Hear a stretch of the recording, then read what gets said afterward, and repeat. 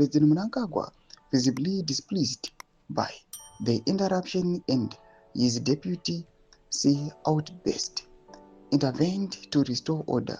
He admonished Chiwenga, urging him to calm down and reminding him that we all must be honest about the ethos of the liberation struggle. However, Chiwenga, undeterred, insisted on completing his prepared remarks, further challenging the proposed changes.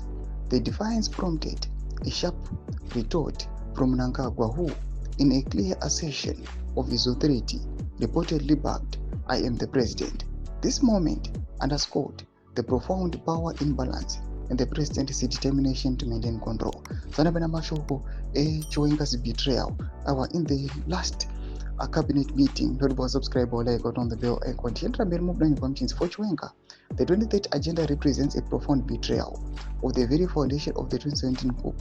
The understanding that Mnangagwa would serve 2 terms before handing over power to Chiwenga was for many the core of the post-Mugabe transition. The proposed extension of Mnangagwa's term until 2030, coupled with the change in the presidential election method, is seen as a direct repudiation of this agreement, effectively closing the door on Chiwenga's long-held ambition to succeed him. This move is perceived by Chiwenga and his allies as a direct challenge to his political future and a subversion of the original transition plan, fulfilling Mugabe's earlier prophecy on Mnangagwa's use anti-dam strategy.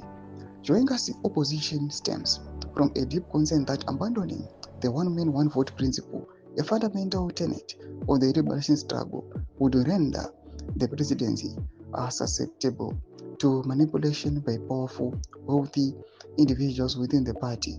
He passionately argued that the amendments constituted a negation of the very values